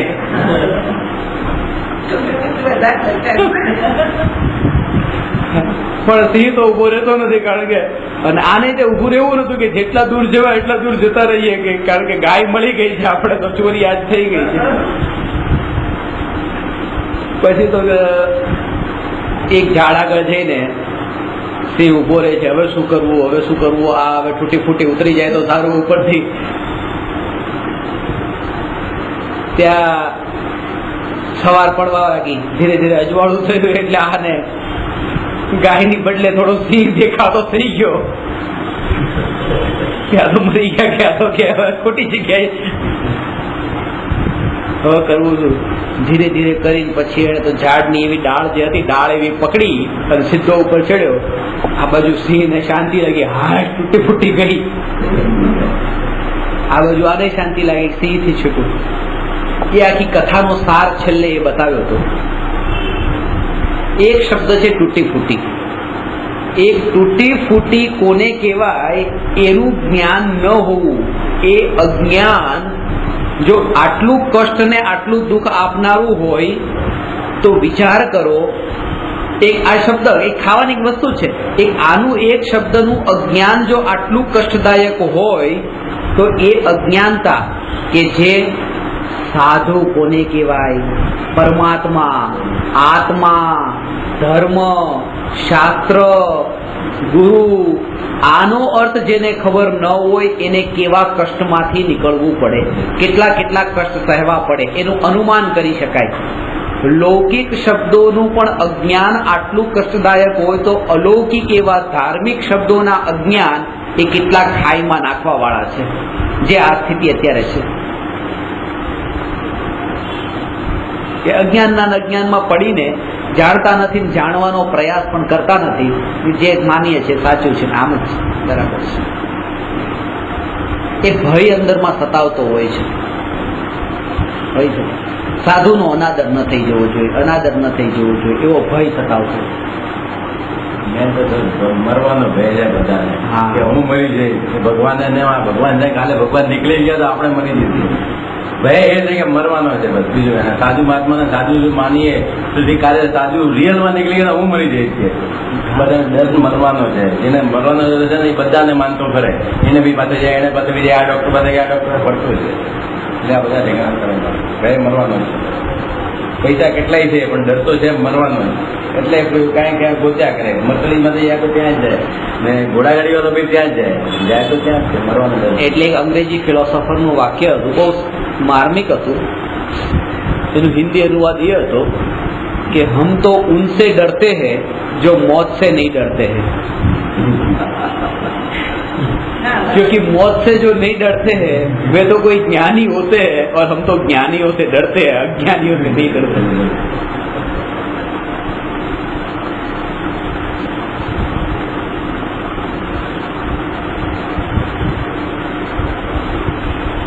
હિંસા પણ એ જ કરે છે. બીજાને મારે કોણ? બીજાને મારે કોણ? જેને જીવવું છે. જેને જીવવું છે એ મારે છે, જેને જીવવું નથી એ મારતો નથી. અહીંયા હું છું અને એક સાપ છે, રૂમબંધ છે. હવે હું સાપને મારું તો કેમ મારું, શું કામ મારું? સાપને કોણ મારે? જેને જીવવું હોય, જેને મરવું ન હોય. જેના અંદર જીવવાની ઈચ્છા છે એનામાં જ બીજાને મારવાની ઈચ્છા છે. મારે એ જ જેને જીવવું છે. વાઘ આવ્યા, સિંહ આવ્યા, કોઈ પણ પ્રાણીઓ આવ્યા, વીછી આવ્યો, કોઈ પણ, એને મારવાનો ભાવ એને જ આવશે જેને મરવું નથી. જે પોતે જીવવા માંગે છે એ બીજાને મારે છે, અને જે મરવા માંગે છે એ પોતાને મારે છે, સુસાઇડ કરીને. અને જ્ઞાની એ છે જે જીવવા પણ માંગતા નથી ને મરવા પણ માંગતા નથી. એટલા માટે જ્ઞાની બીજાને પણ મારતા નથી ને પોતાને પણ મારતા નથી. એનું નામ છે સમાધિ, સહજ ભાવ. જેમ થાય તેમ જ્ઞાતા દ્રષ્ટા ભાવે દેખશું, દેખવું ને જાણવું. આ એક કાર્ય થઈ ગયું, બસ દેખવું ને જાણવું, એ સિવાય બીજું. એટલે એ કહેવા જે કીધું કે પ્રલય થાય, ભૂકંપ થાય, કઈ પણ, તો શું કરીએ, શું કરશું?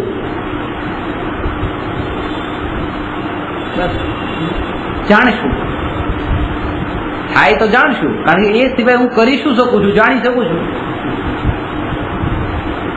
મને તો કઈ થવાનું નથી. આથી 5-1 વર્ષ પહેલા ભૂકંપ આવ્યો હતો, થોડોક ઝટકા આવ્યા હતા ને તો તારદેવમાં મારું પ્રવચન ચાલતું હતું. એ ભાઈને આજ સમજાવતો હતો કે કઈ પણ થાય એ વખતે જ તે પૂનામાં મુંબઈમાં બધી થોડા ઝટકા આવ્યા હતા. બરાબર છે, મને કઈ થવાનું નથી, મને કઈ થવાનું નથી. 5મો માળ રહ્યા હતા એ જ વાદળીમાં ઝટકા થોડું હલ્યું. હજી હું આમ વાત કરું એટલી વારમાં તો નીચે ગ્રાઉન્ડ ફ્લોર પર પહોંચી ગયા, ઉતરી. હું તો હજી ઘરમાં જ હતો. એમ નહીં કે તમે ઉતરો નીકળો ચલો, કાંઈ નહીં. એવા ભાગ્યા કે ઘર ખુલ્લું, આ કાંઈ નહીં, સીધા નીચે. પછી થોડી વાર પછી શાંત થયું એટલે પછી મને કઈ મેં કીધું હમણાં તો વાત કરતા હતા આમ મને કઈ થવાનું જ નથી, મને કઈ થવાનું જ નથી. કે મેં ક્યાં ખોટું ક્યાં કીધું હતું? મને ખબર હતી કારણ કે આવું થાય તો હું ભાગી જઈશ, મને કઈ ખબર નથી. થશે તો તમને થશે કારણ કે તમે રહેવાના છો, હું ક્યાં રહેવાનો છું? મને તો કઈ થવાનું નથી, હું તો ભાગી જવાનો છું. મેં ખોટું ક્યાં કીધું હતું કે પ્રેક્ટિકલ કરીને બતાવ્યું, મને કઈ થવાનું નથી. કીધું અહીંયા રો અને અંદરમાં પ્રતીતિ રે કે મને કઈ થવાનું નથી. એ નિત્યતાની શ્રદ્ધા છે. આ નિત્યતા ઉપર બહુ જોર આપ્યું છે. અને હું બધાને પણ જયારે આત્માની મહિમા બતાવવા માટે એમ નથી કહેતો કે એમાં અનંત જ્ઞાન, અનંત સુખ, અનંત વીર્ય, આ શ્રદ્ધા, ચારિત્ર, અનંત ખજાનો ભર્યો છે, 47 શક્તિઓ અનંત. એ બધી વાત પછી પહેલી જ વાત નિત્ય છે. એટલા માટે મેં ક્ષણિકના બોધની સાથે નિત્યનો અનુભવ લખ્યો. બીજા ઘણા વિશેષણો આપી શકતા હતા પણ નિત્યનો અનુભવ, કારણ કે એ વાત જ એ નિત્યતા એવી વસ્તુ છે કે જે મહિમા લાવે એવી છે. એટલા માટે કૃપાળુ દેવે પણ આત્મસિદ્ધિમાં એ જ બતાવ્યું. પહેલા આત્મા છે બતાવ્યું, પછી એ કેવો છે? પછી નિત્ય છે. બીજી કોઈ વાત નહીં, આત્મા છે, આત્મા નિત્ય છે.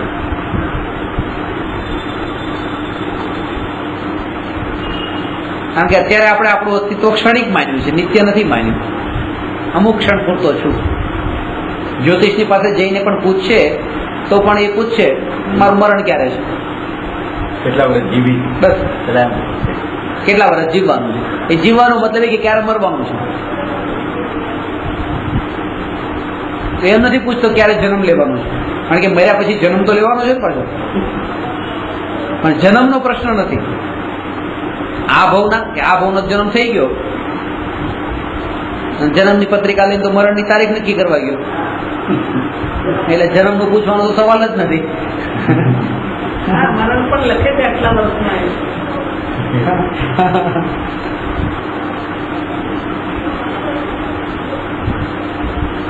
ખબર પડે ને એટલા વર્ષ પછી આપણે મરવાનું છે તો તરત પ્લાનિંગ કરીએ ને. એ મોક્ષનું પણ પૂછતો નથી, મોક્ષે ક્યારે જવાનો છું, મરવાનું પૂછે છે. એનું કારણ એ છે, અને મેં વિચાર કર્યો કે આવું કેમ થાય. વધારે વધારે 4 સમયમાં એનો આવતા ભાવમાં જન્મ થઈ જવાનો છે.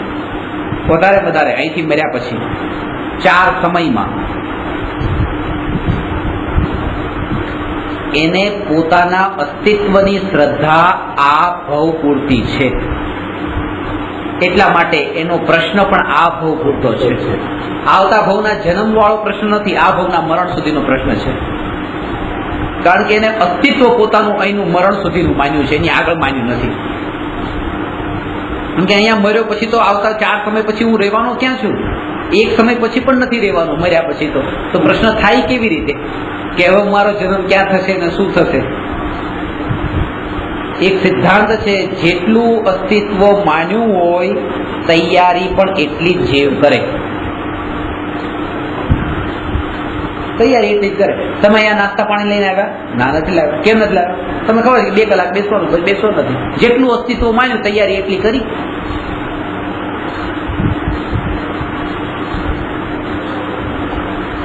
એટલા માટે જે છોકરા મોટા થાય મારા સાહેબ કે બેટા તો લગ્ન કરી લે કે ના નથી કરવા, કે તને ખવડાવીને પીવડાવીને કોણ તારું ધ્યાન કોણ રાખશે? કે તમે છો ને. કારણ કે બેટા અમે નહીં રહીએ, અમે તો મરી જશું પછી.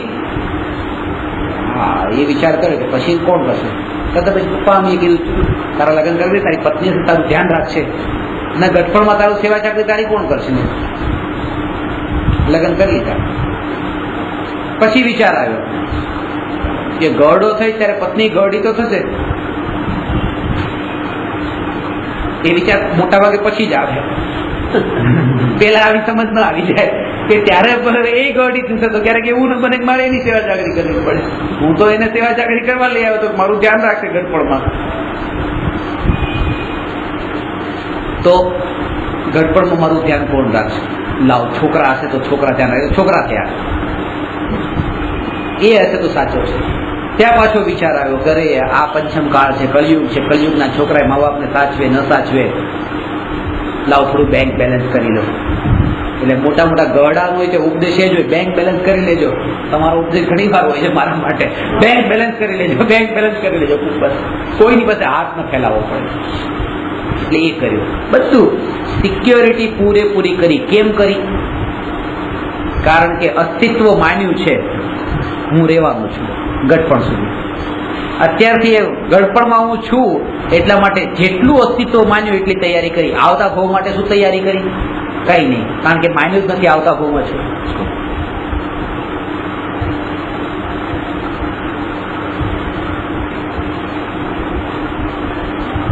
ગડપણ ગમે છે? ગમે છે, નથી પણ માણસને ગડપણ નથી ગમતું અને ગડપણ ગમે છે. ગડપણ નથી ગમતું એટલા માટે કારણ કે ગડપણની જે પીડા એ બધી એને સહન નથી કરવી, એટલે ગડપણ નથી જોઈતું. અને ગડપણ જોઈએ પણ છે એટલે કે જુવાનીમાં મન નથી જવું, ગડપણ સુધી જીવવું છે એટલે જોઈએ છે, લાંબુ જીવન જોઈએ છે. બહુ ચાલાક છે, બહુ સમજદાર છે. બેલેન્સ કરીને આટલું તો આમ હોવું જોઈએ, પછી આમ ન જોઈએ, આવું હોવું જોઈએ, આમ ન હોવું જોઈએ. અંદરમાં વૃત્તિઓ એવી એવી ઉઠતી હોય છે અને જે હું જોવા માંગુ છું એવું ત્યાં હોવું જોઈએ, એમ નહીં કે જેવું હોય એવું હું જોઈ લઈશ.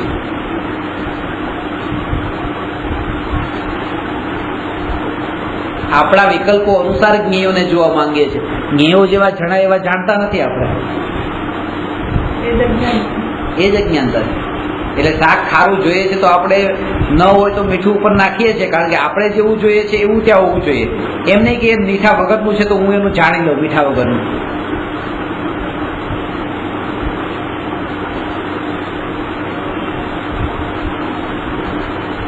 અમારા ગુરુજી કહેતા કે મુંબઈ થી અમદાવાદ જાઓ છો, રાત્રે ટ્રેન છે અને 10 વાગે બેઠા, સવારે 6 વાગે અમદાવાદ પહોંચવાના છો,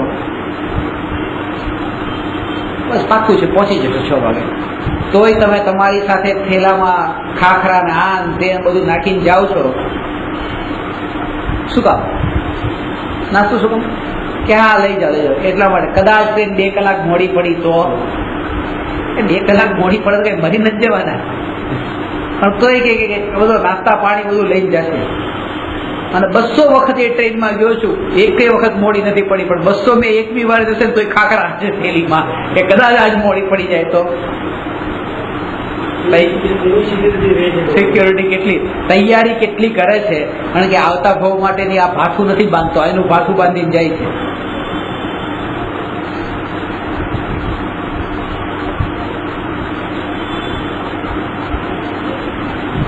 જેટલું અસ્તિત્વ માન્યું એટલી તૈયારી કરે.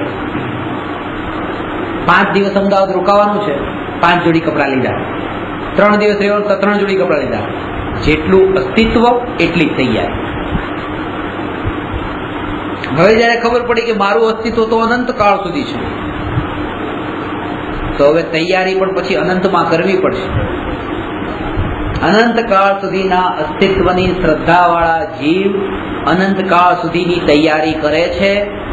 અનંત જ્ઞાન, અનંત દર્શન, અનંત સુખ અને અનંત વીર્ય, જે અનંત ચતુષ્ટયની પ્રાપ્તિ, એ જ અનંત કાળ સુધીની તૈયારી છે. તૈયારી પણ એમાં જોવી જોઈએ, જેટલું અસ્તિત્વ એટલી તૈયારી. અનંત ચતુષ્ટય એ જ અનંત કાળની તૈયારી છે. હવે પ્રશ્ન છે જે આનાથી સંબંધિત છે, કે જે અનેકાંત અને એકાંતની ચર્ચા કરીએ છીએ. હવે સિદ્ધ ભગવાનને આપણે સુખી માનીએ છીએ તો એકાંતથી સુખી છે કે અનેકાંતથી સુખી?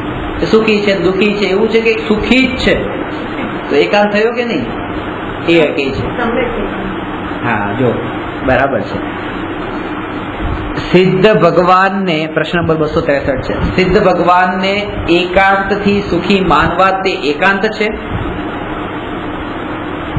તો હવે એનો જવાબ છે સિદ્ધ ભગવાન સુખી જ છે, દુખી છે જ નહીં. એ અનેકાંત છે. કેમ કે આ વાત સુખી છે એટલે અસ્થિ તથા દુખી છે જ નહીં નાસ્તી અપેક્ષાએ કહેવામાં આવી હોવાથી સિદ્ધ ભગવાનનું સ્વરૂપ અનેકાંત રૂપે બતાવ્યું છે. અસ્થિ નાસ્તીથી સુખી છે અને દુખી નથી, આ જ અનેકાંત. એકાંત નથી એમ. પણ અનેકાંતનો અર્થ એમ ન સમજવો જોઈએ કે સિદ્ધ ભગવાન સુખી પણ છે ને દુખી પણ છે. આત્મામાં લીન છે એટલા અંશે તો સુખી છે, અને જેટલા પરથી થોડા છૂટા પડ્યા, બધું ઘર બર છોડ્યું એ દુખી દુઃખ છે એમ નહીં. એ બધું તો દુઃખ છે જ નહીં. એ દુઃખ નથી. ઊંધી જગ્યાએ દુઃખ માન્યું છે. આપણે ઘરમાં દુઃખ માન્યું છે એટલે ઘરને છોડવાનો ઉપાય શોધીએ છીએ. ઘરમાંથી કેમ નીકળું, ઘરમાંથી કેમ નીકળું, પણ ઘરમાં દુઃખ હતું જ નહીં. દુઃખ અંદરમાં હતું અને શોધતા હતા બહાર, માનતા હતા બહાર. ઉપચાર પણ એનો જ કર્યો. પછી સંયોગો, ફેરફાર, પત્ની દુઃખદાયક લાગતી, છોકરા દુઃખદાયક લાગતા, બધાને છોડી દીધું. દીક્ષા ત્યારે, દીક્ષાનો જન્મ ક્યારે થાય છે? જયારે આ બધા દુઃખદાયક લાગે છે ત્યારે દીક્ષાનો જન્મ થાય છે. પહેલા તો આ મિથ્યાત્વનો ભાવ દુઃખદાયક લાગે તો સમ્યક્ત્વનો જન્મ થાય, દીક્ષાનો જન્મ ન થાય. અને સમ્યક્ત્વનો જન્મ થાય તો એ જન્મ થયેલું પામેલું સમ્યક્ત્વ એ મોટું થઈને ઓટોમેટિક દીક્ષા થઈ જાય. દીક્ષાનો જન્મ ન થાય, જન્મ સમ્યક્ત્વનો થાય. એ સમ્યક્ત્વ વૃદ્ધિ પામે ત્યારે દીક્ષા રૂપે પરિણમે. અત્યારે સીધી દીક્ષા જન્મે છે.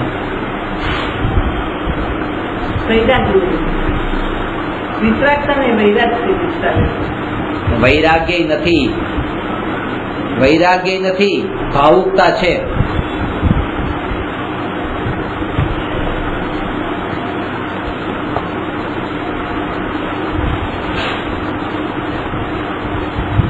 ભાવુકતા છે.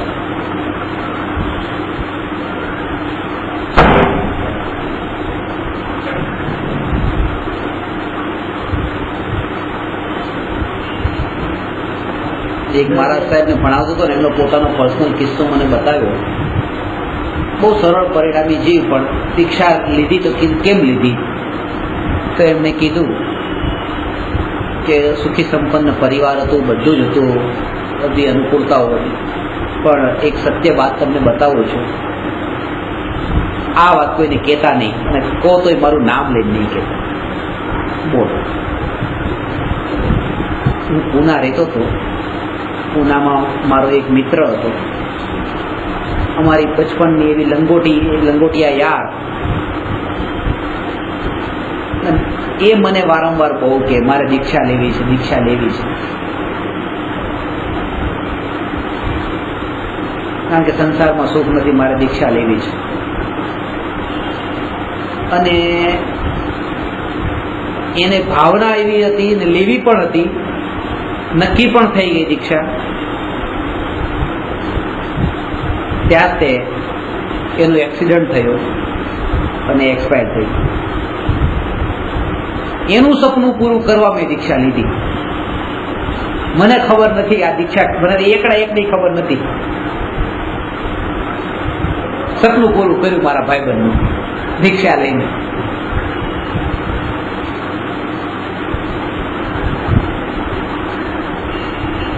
મોક્ષમાર્ગ પ્રકાશક કહે છે, સમ્યક દર્શન પ્રગટે, ઉદાસીન ભાવ પ્રગટે, જગતથી વૈરાગ્ય પ્રગટે, અંતરમાં આનંદના ઘૂંટડા પીવાતા હોય અને શરીરમાં 22 પરિચય 28 મૂળગુણને સહન કરવાની પાળવાની શક્તિ હોય, ત્યારે એ જીવ મુનિ ધર્મનું પાલન કરવા માટે પાત્ર છે. થઈ જાય એમ જરૂરી નથી, પાત્રતા આટલી છે. પાળે છે અત્યારે, કેટલાય વર્ષોથી પાળે છે. હવે તો કરે છે, ભણે છે. ક્યારેક ક્યારેક મને બોલાવે તો ભણે. પણ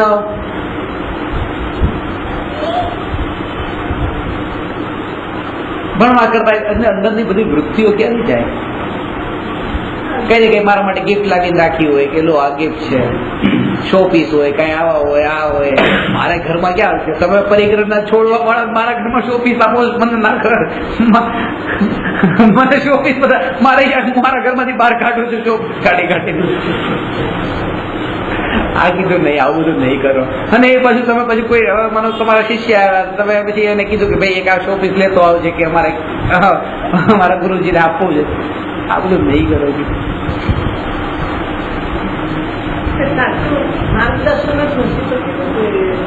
હા તો કે તમારો બર્થડે આવે, હેપી બર્થડે એમ કે. તમે પણ ગઈ વખતે ભૂલી ગયા હતા, તમે મારા બર્થડે વિશ નતું કર્યું. હું તો રાહ જોતો હતો કે 3-4 નંબર તો તમને આપ્યા હતા, 3-4 નંબર પર ફોન કરે, ફોન કર્યો નહીં.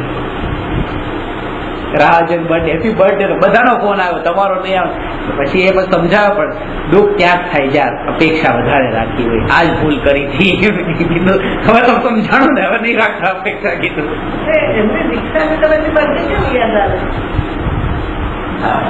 અરે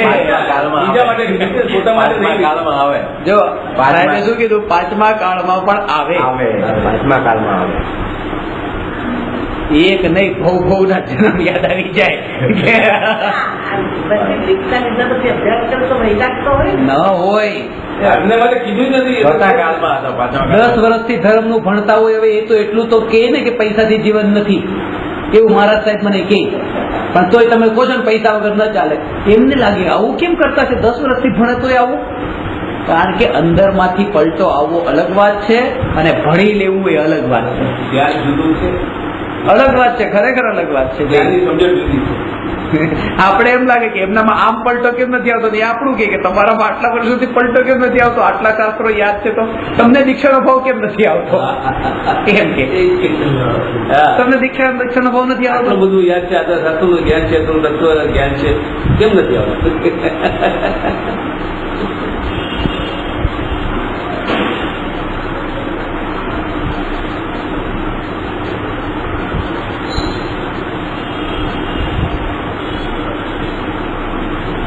એવું આમ સાધારણ સ્વરૂપ થયું દીક્ષા એટલે.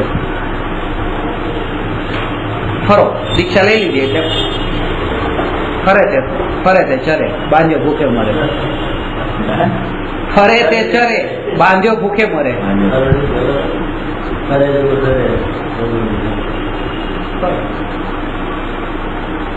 દીક્ષામાં રિક્ષામાં બહુ વધારે ફરક નથી.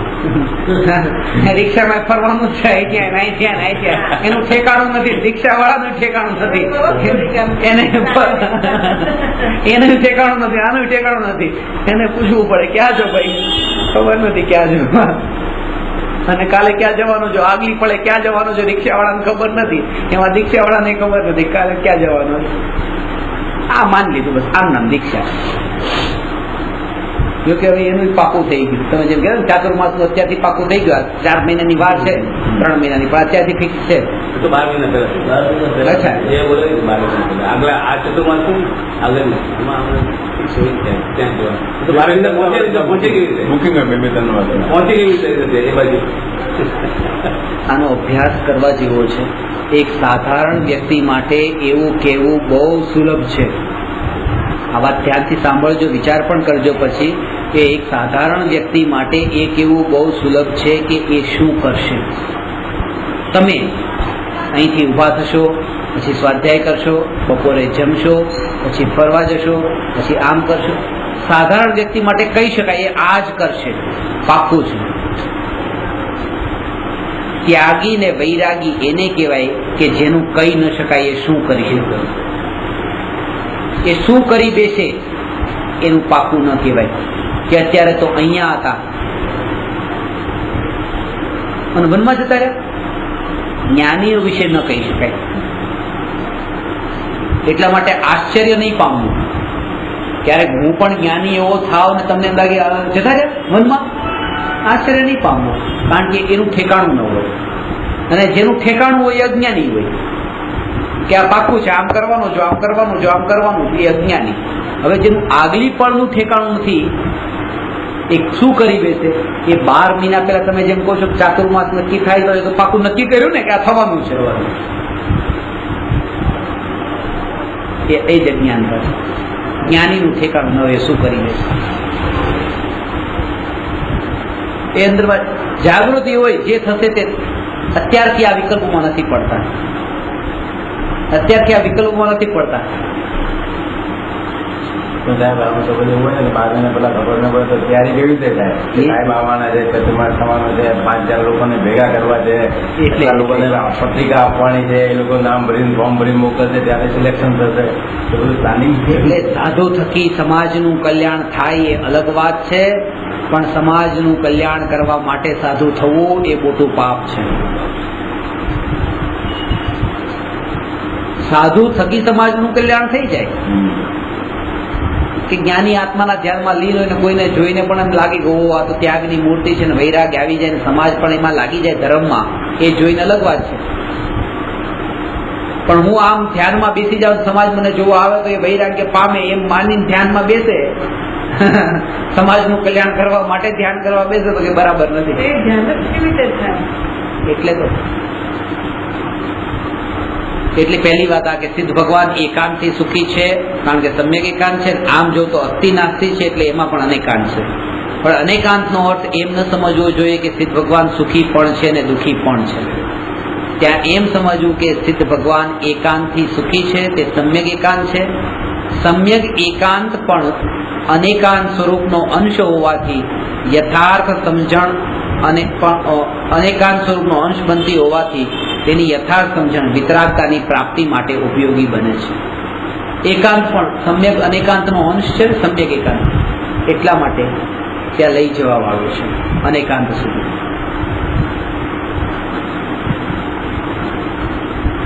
એટલે એનો અર્થ એ થયો કે પોતાની પાસે એક અંશરૂપ પરિગ્રહ પણ દુઃખ છે ને અપરિગ્રહી દશા જ સુખ છે. એટલે અપરિગ્રહી થાવ તરત તમે કહેશો પૈસા છોડો, ગાડી છોડો, ઘર છોડો, ધ્યાન ત્યાં જ જશે. શાસ્ત્રોમાં સૌથી પહેલો ખતરનાક પરિગ્રહ કીધો મિથ્યાત્વ, એ દેખાતો જ નથી. શાસ્ત્રમાં સૌથી વધારે પરિગ્રહ, ખતરનાક પરિગ્રહ બતાવ્યો છે એ મિથ્યાત્વ નામનો પરિગ્રહ કીધો. 24 પરિગ્રહમાં પહેલો પરિગ્રહ મિથ્યાત્વ છે, જે ભ્રમ છે. વધારે પાપનું બાપ એક વસ્તુ પણ અત્યારે આમાં એક પરમાણુ પણ રચકણ પણ ઘરમાંથી છૂટતો હોય ને તો એમ લાગે અરે આ છૂટી ગયું. આમ મરણ આવશે ત્યારે બધી વસ્તુથી આમ એક પળમાં ઝટકે બધું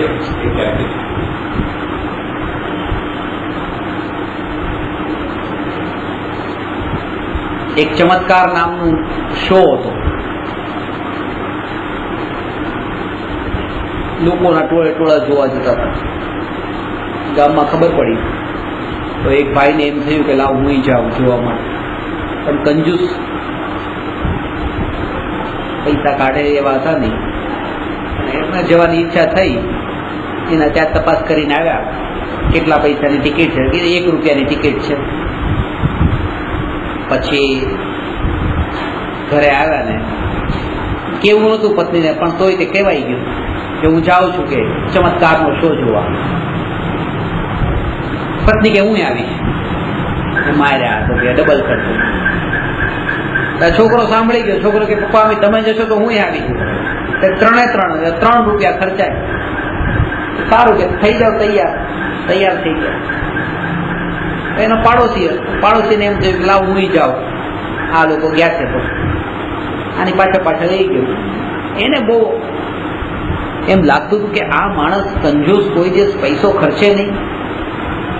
અને આ શો જોવા માટે ત્યાં ગયો. ટિકિટ બારી પર પેલી છોકરી બેઠી હતી કે કેટલી ટિકિટ કે ₹1 કે અમે 3 જણા 3 ટિકિટ ના કે 3 રૂપિયા. તો આને ખિસ્સામાં હાથ નાખ્યો, પાછો હાથ બહાર કાઢ્યો કે કઈ ઓછું કરો ને, કઈક ઓછું કરી દે. એટલે પેલી કે આ શાકભાજીની દુકાન નથી, અહીંયા તમારે જોવું હોય તો 3 રૂપિયા કાઢો, નહીં તો જવા દો. તો કે ના પણ કે જોવું છે, જો બૈરી છોકરો આવ્યો છે, કઈક પણ ઓછું કર્યું. પેલી કે ના કે આ શો ચાલુ થવાની તૈયારીમાં છે, ઘંટડી વાગી ગઈ.